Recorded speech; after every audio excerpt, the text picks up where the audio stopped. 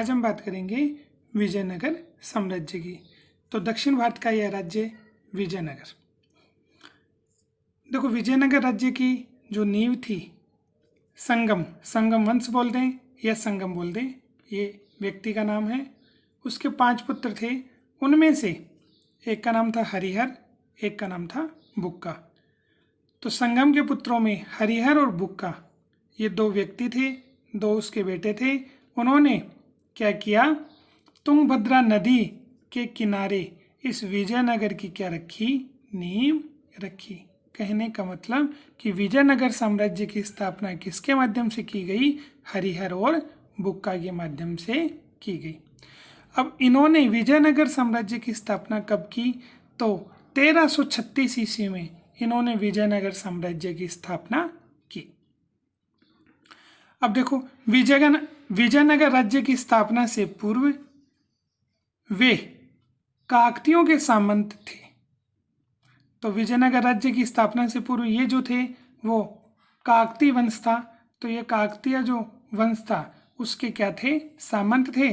और बाद में यहाँ से वो काम्पिली, जिसे वर्तमान कर्नाटक के नाम से जाना जाता है, तो काम्पिली इस राज्य में क्या थे, ये मंत्री बने। तो पहले तो काकतियों के सामंत बने थे और बाद में काम्पिली राज्य में क्या बने थे, मंत्री बने थे। अब देखो, विजयनगर राज्य की स्थापना का मुख्य उद्देश्य ये था कि एक शक्तिशाली हिंदू राज्य की क्या करना था, स्थापना करना था। तो विजयनगर राज्य के जो संस्थापक थे वो स्वयं हिंदू थे और वो हिंदू राज्य की स्थापना करना चाहते थे। तो ये इसका मुख्य उद्देश्य था। आगे हम बात करें तो देखो, मोहम्मद बिन तुगलक। तो तुगलक वंश का जो द्वितीय शासक था मोहम्मद बिन तुगलक, इसने इस काम्पिली क्षेत्र पर क्या कर दिया, अधिकार कर दिया। तो मोहम्मद बिन तुगलक ने काम्पिली क्षेत्र पर आक्रमण किया। आक्रमण करने पर क्या हुआ, अब देखो, काम्पिली क्षेत्र के जो राजा थे उन्होंने क्या किया था, मोहम्मद बिन तुगलक का एक विरोधी था बहाउद्दीन। उस बहाउद्दीन को इन्होंने शरण दे दी। किसने, काम्पिली के राजा ने। तो ये बात किसको अच्छी नहीं लगी, मोहम्मद बिन तुगलक को। तो उन्होंने इसलिए काम्पिली पर क्या कर दिया, आक्रमण कर दिया। तो व्यक्ति का क्या नाम था, बहाउद्दीन। तो इस बहाउद्दीन को शरण देने के कारण मोहम्मद बिन तुगलक ने काम्पिली क्षेत्र पर आक्रमण किया। और आक्रमण किया तो इस समय हरिहर और बुक्का कहाँ पर थे, इस काम्पिली राज्य में मंत्री थे। तो जब ऐसा हुआ तो इस आक्रमण के दौरान इन दोनों भाई हरिहर और बुक्का को मोहम्मद बिन तुगलक ने क्या बना लिया, बंदी बना लिया। और बंदी बना करके इनको कहाँ पर लेकर गए, इनको दिल्ली लेकर गए। दोनों भाइयों को दिल्ली ले जाने के बाद में इनसे कहा गया कि आप इस्लाम धर्म कबूल कर लो, अन्यथा आपको मार दिया जाएगा। तो दोनों ने कौन से धर्म को अपना लिया, तो दोनों ने इस्लाम धर्म को अपना लिया। तो इस्लाम धर्म के अनुयायी बन गए दोनों। और फिर बाद में इन्हें दक्षिणी क्षेत्र में विजय के लिए भेजा गया। और वहाँ से वापस आने के बाद में इन्होंने इस इस्लाम धर्म को तो त्याग दिया। और एक व्यक्ति का नाम आता है विद्यारण्य।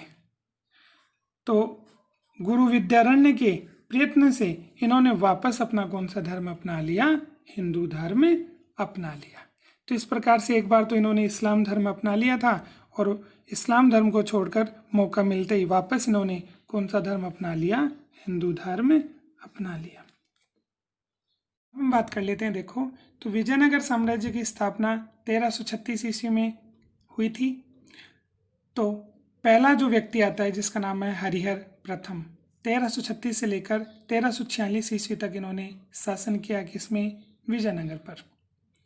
तो 1346 ईस्वी में इन्होंने होयसल प्रदेश, ये भी दक्षिण भारत का एक प्रदेश है, तो होयसल जो प्रदेश है उस पर इन्होंने आक्रमण किया और उसे जीत करके विजयनगर साम्राज्य में मिला लिया। किसने, हरिहर प्रथम ने। अब हरिहर प्रथम के बाद में अगला जो शासक आया उसका नाम था बुक्का प्रथम। 1346 से लेकर के 1377 ईस्वी तक बुक्का प्रथम ने विजयनगर साम्राज्य पर शासन किया। तो विजयनगर राज्य में शासन इसका रहा। हरिहर का जो भाई था बुक्का प्रथम विजयनगर साम्राज्य का क्या बना, उत्तराधिकारी बना। बुक्का प्रथम ने क्या किया, दक्षिणी भारत जिसमें तमिल का क्षेत्र है, तो वर्तमान तमिलनाडु, केरल, रामेश्वर, ये जो क्षेत्र थे इन्हें जीत करके अपने साम्राज्य में क्या कर लिया, मिला लिया और अपने साम्राज्य का क्या किया, विस्तार किया।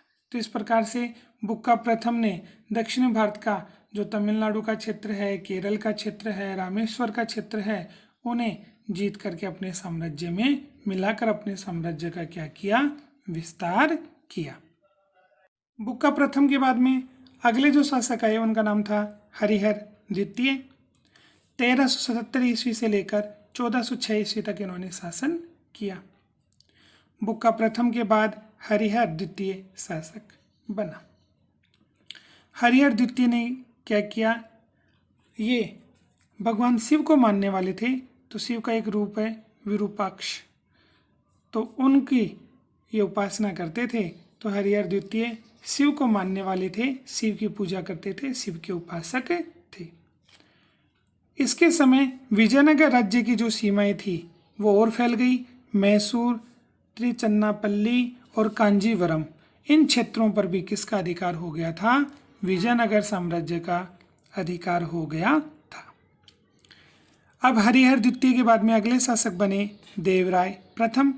1406 से लेकर के 1422 ईस्वी तक इन्होंने शासन किया। देवराय प्रथम के राज्यारोहण के तुरंत बाद उसका युद्ध बहमनी शासक फिरोज से हुआ। देखो, एक तो विजयनगर साम्राज्य था, दूसरा बहमनी साम्राज्य था। दोनों, ये मुस्लिम साम्राज्य था और विजयनगर हिंदू साम्राज्य था। दोनों में विरोधाभास चलता रहता था, एक दूसरे पर आक्रमण होते रहते थे। तो बहमनी साम्राज्य का जो शासक था उसने देवराय प्रथम, ठीक है, पर आक्रमण कर दिया और इसमें देवराय प्रथम की क्या हुई, पराजय हुई। तो जब देवराय प्रथम शासक बने और शासक बनने के तुरंत बाद इन्हें बहमनी साम्राज्य से युद्ध करना पड़ा, जिसके शासक कौन थे, फिरोज। और इस युद्ध में बहमनी साम्राज्य का शासक फिरोज जीत गया और देवराय प्रथम की क्या हुई, हार हुई। फिर अगला शासक आया देवराय द्वितीय। देवराय द्वितीय की बात करें तो इनका शासन का जो समय है 1422 से लेकर के 1446। इन्होंने उपाधि धारण की गजबेटकर। गजबेटकर बोलते हैं जो हाथियों का क्या करता है, शिकार करता है। तो हाथियों का शिकार करने वाले शिकारी को गजबेटकर कहा जाता है। तो देवराय द्वितीय ने स्वयं को गजबेटकर के रूप में प्रसिद्ध किया। संगम वंश के शासकों में इसे महानतम शासक माना जाता है। तो जितने भी शासक हुए ना, उन सब में सबसे श्रेष्ठ और सबसे महान जो शासक माना जाता है वो किसे माना जाता है, देवराय द्वितीय को। बहमनी राज्य से मुकाबला करने के लिए इसने सेना में मुसलमानों की भर्ती शुरू की। तो देखो, हिंदू राज्य था लेकिन इसने थोड़ा सा तरीका चेंज किया और इन्होंने अपनी सेना में मुसलमानों को भर्ती करना शुरू कर दिया ताकि बहमनी राज्य से जीता जा सके। आगे बात करें तो इटली के यात्री निकालो कोंटी। तो इटली का यात्री था निकालो कोंटी। वह फारस का राजदूत था जिसका नाम था अब्दुल रज्जाक ने इसके शासनकाल में विजयनगर का क्या किया, भ्रमण किया। तो कहने का मतलब है इटली से एक व्यक्ति आया जिसका नाम था निकालो कोंटी और फारस से एक राजदूत आया था जिसका नाम था अब्दुल रज्जाक। तो अब्दुल रज्जाक, इन दोनों ने किसके समय में विजयनगर का भ्रमण किया, विजयनगर की यात्रा की, तो देवराय द्वितीय के समय में। फिर आगे हम बात करें तो देखो, इटली के यात्री, इसकी तो बात हो गई। फिर देवराय द्वितीय के समय विजयनगर साम्राज्य की जो सीमा थी वो सिलोन, प्राचीन नाम है किसका, श्रीलंका का, तो श्रीलंका के समुद्री तटों तक पहुंच गई थी। तो विजयनगर साम्राज्य की सीमा दक्षिण भारत से निकल करके श्रीलंका जो प्रदेश था उसके समुद्री तटों तक पहुंच गई थी। किसके समय में, देवराय द्वितीय के समय।